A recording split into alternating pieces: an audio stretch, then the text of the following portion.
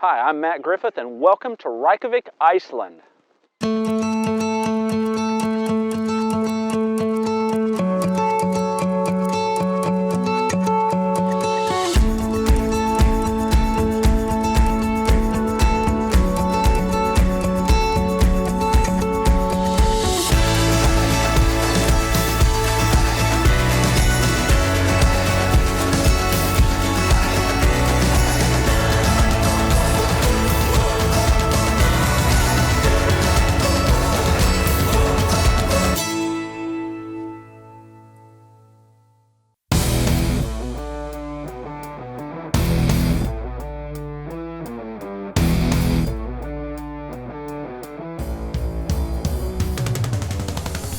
Over the past couple of years, Iceland has rose to become one of the top destinations in the world.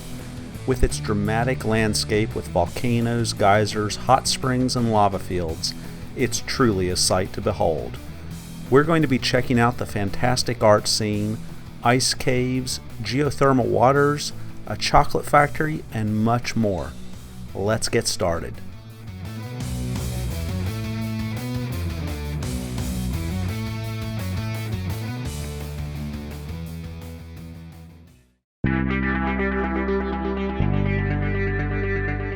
The Reykjavik Art Museum has 3 locations throughout the city, which only add to the great art culture that you find here. The Carverstudy location houses the works of one of Iceland's most influential and recognized artists, Jóhann Carvel, which is where this location gets its name. The exhibitions here focus primarily on paintings and sculptures of the established masters of modern art.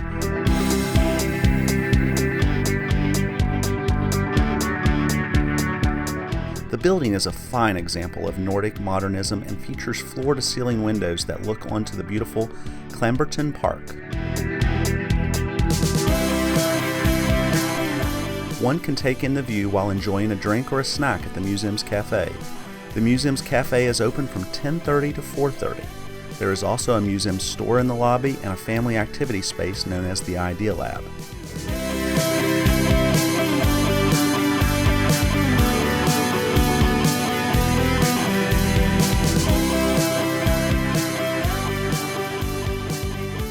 So the art scene is pretty big in Iceland, but it's very important that as you're walking down the streets to check out the sides of the buildings, because there's a neat graffiti thing going on as well, and it's just about down every alleyway.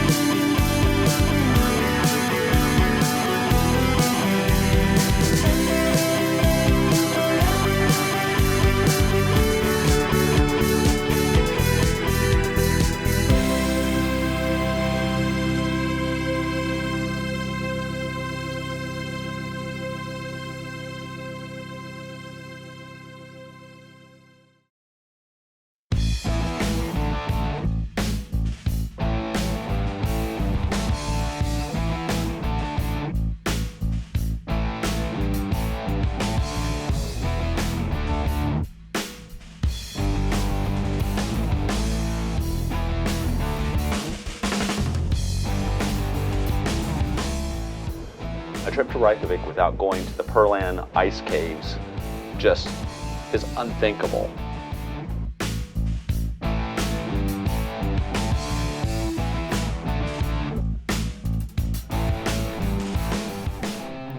Perlan is one of the most visited attractions in Iceland. The Glaciers and Ice Cave exhibition is the first exhibition of the new Perlan Museum, Wonders of Iceland. The exhibition is built inside of one of Perlan's 6 hot water tanks. It illustrates the glaciers, their history, and bleak future, and gives visitors the amazing opportunity to experience traveling through a real man-made ice cave.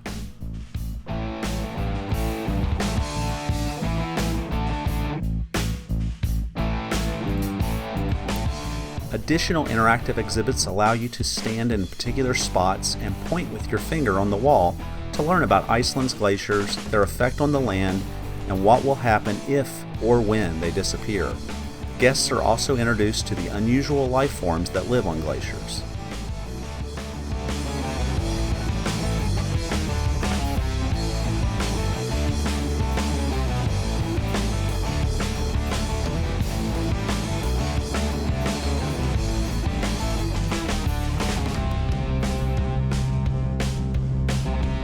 After you've experienced what Furland has to offer, you come upstairs to the top floor where they have a 360-degree glass dome that allows you to see breathtaking views of the city. And you can warm up after being in that ice cave with a good cup of coffee. They also have sandwiches as well. It's a nice little cafe.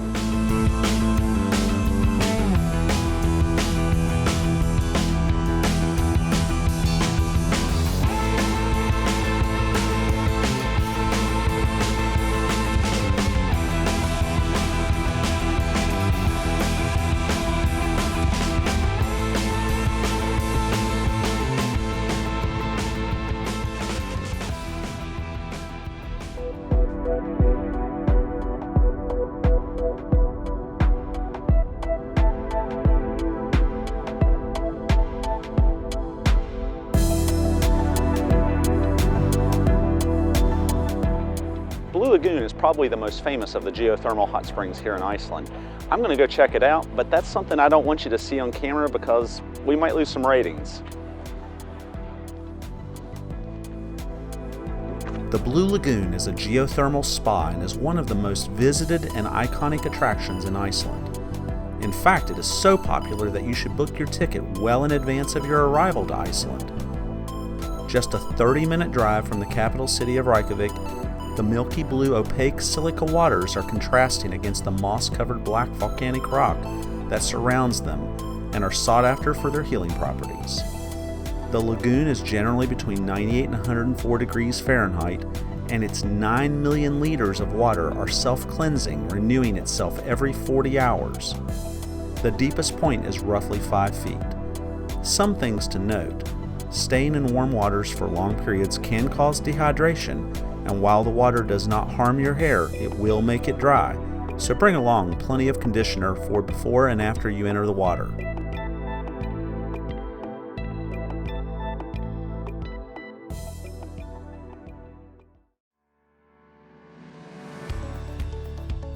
So when we came to Iceland, we had the option for a hotel or an Airbnb.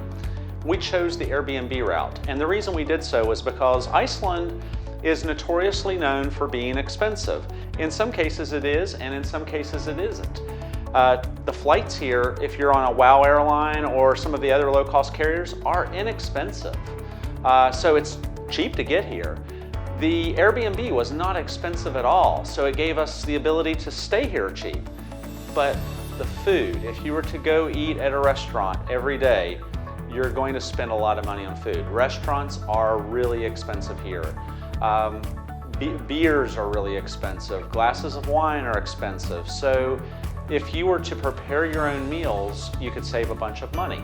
And the way to do that is to get an Airbnb that has a kitchen so that you have the ability to prepare your own meals. You can save a bundle by doing that.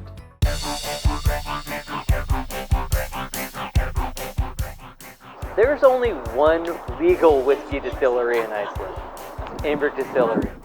Come on.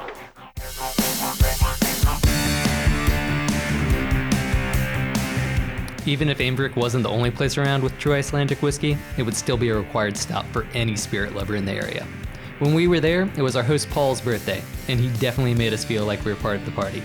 He kept both the drinks and the stories flowing as he led us through the history of Icelandic alcohol, as well as the company's personal journey. Amberg goes full tilt on the Icelandic traditions. Their Vord gin has been triple distilled in a pot still, and their botanicals mix went through over 150 different experiments before landing on the 9 local ingredients they use today. And the gin isn't the only thing with a local edge. Since Iceland doesn't have layers of peat like Scotland, they burn something a little more interesting when smoking the barley in their young malt. The sheep dung is my favorite so far. Their sheep dung smoked reserve is a truly one-of-the-kind product. In addition to the gin and the whiskey, they also produce an Icelandic aquavit, or brennivin.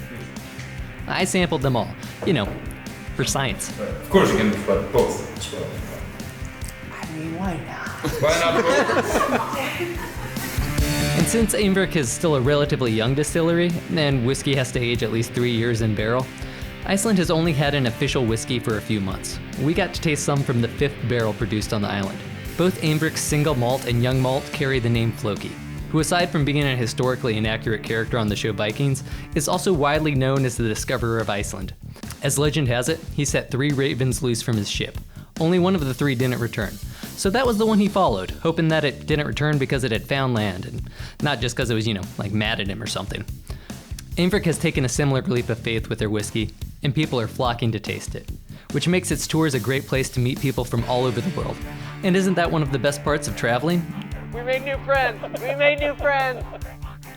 Tours are by appointment only, and since it's a little bit out of the way, you might need to take a bus to get there.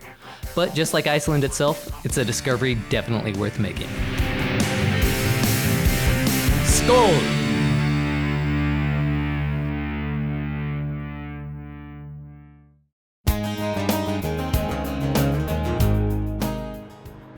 So we ran across this interesting museum here in Reykjavik, Iceland, called the Phallological Museum. If you don't know what that is, let's just say Google it.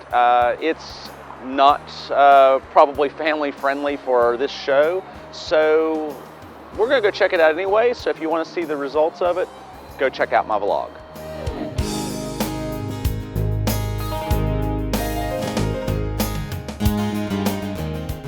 When you're traveling outside the US, hotels and Airbnbs don't always have irons. In those instances, it's great to bring along a travel steamer.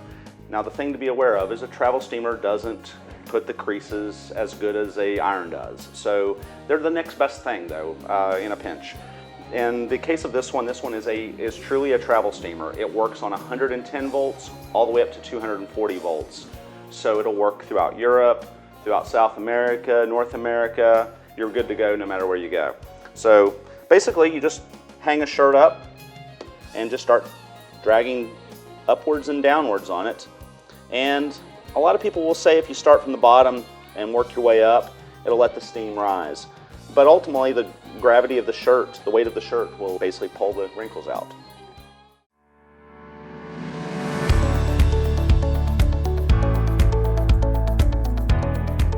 Over 10% of Iceland is covered by glaciers, which includes the largest glacier in all of Europe.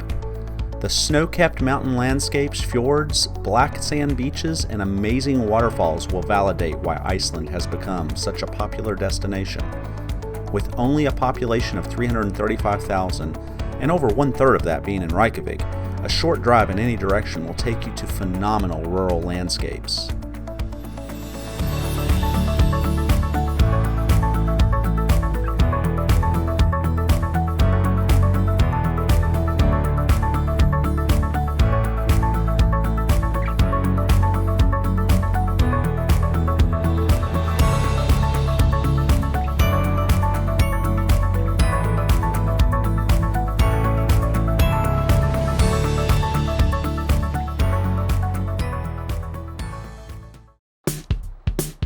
We've heard that Amnon chocolate has the best chocolate in Iceland and quite arguably maybe the world.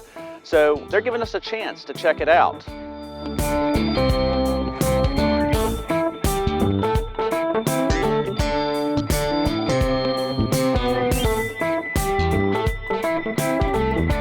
Chocolate? Who doesn't love chocolate?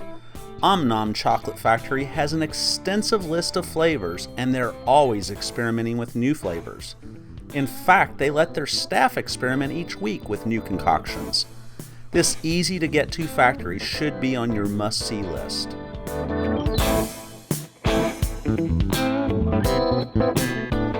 Throughout Amnon's factory, you will find geometric art of animals and birds that their in-house designer creates.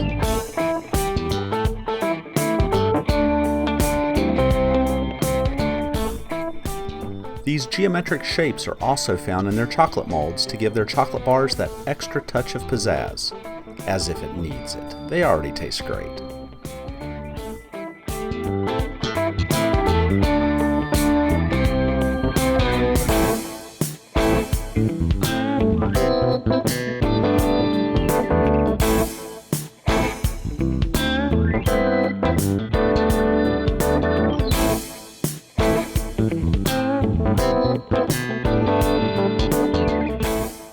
Their Chocolate 101 tour will invigorate your taste buds and certainly have you explaining to your country's custom agent why you have a suitcase full of chocolate on your return flight. Who knows, maybe it's possible to bribe them with a chocolate bar.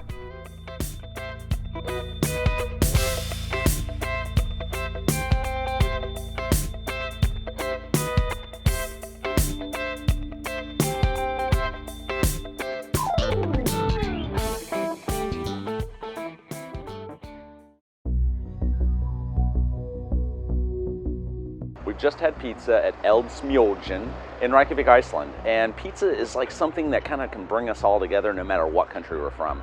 It's just a good food no matter where you live or where you visit.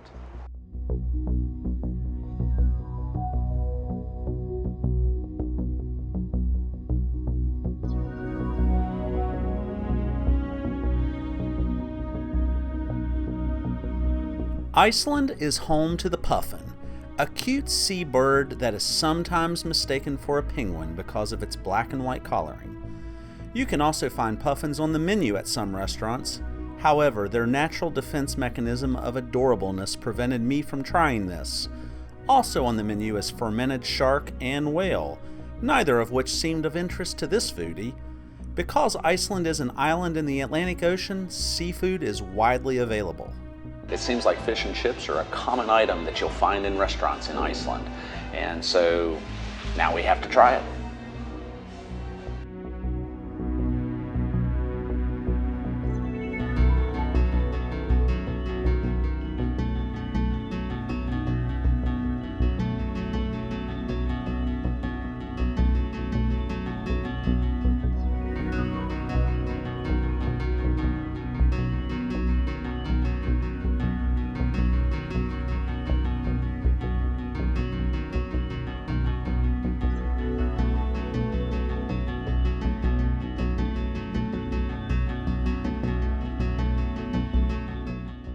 So I typically ask the waiter or waitress wherever I go what they recommend, and the waitress recommended fish gills, which, to be honest, didn't sound that appetizing. So I asked what her second and third choice were.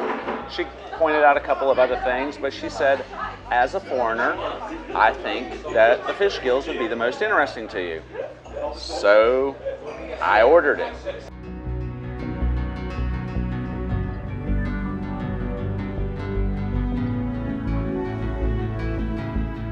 So the waitress was very good at making the suggestion, but interestingly enough, it tastes exactly like chicken, fried chicken. It's pretty good.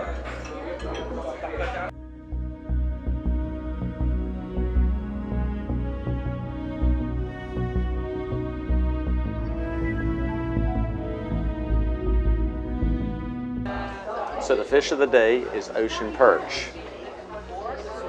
Yummy. So this was our last meal in Iceland, and this was probably the best one in Iceland, but quite honestly, food's expensive here. In fact, I'll go as far as saying it's ridiculously priced. So get an Airbnb and cook for yourself, and you can do pretty well here.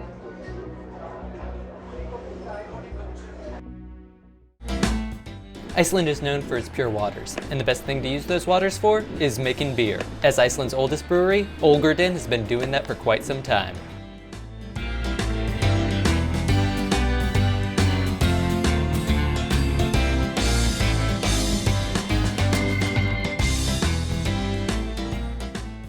Olgerdin definitely rolls with the big boys. Their global partners include brands like Red Bull, Smirnoff, and PepsiCo, to name a few. And you don't get to the top of the heap unless you're always looking to up your game. When we visited, they were getting ready for a big remodel, so expect a fresh new look by the time you're able to book your tour.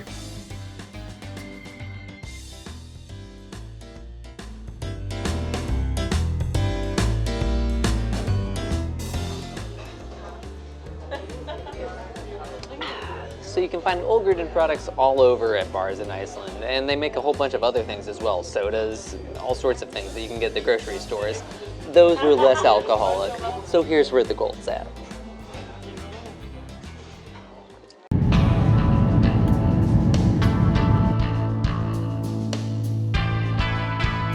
So this is the WOW Airlines XL section.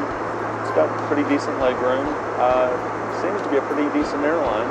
They're getting ready to serve food, and they do charge for their food and their drinks, much like Ryanair or some of the other low-cost carriers in Europe. Reykjavik has been fun. It's affordable to get here, and with some really great places to stay, it should find its way on your bucket list.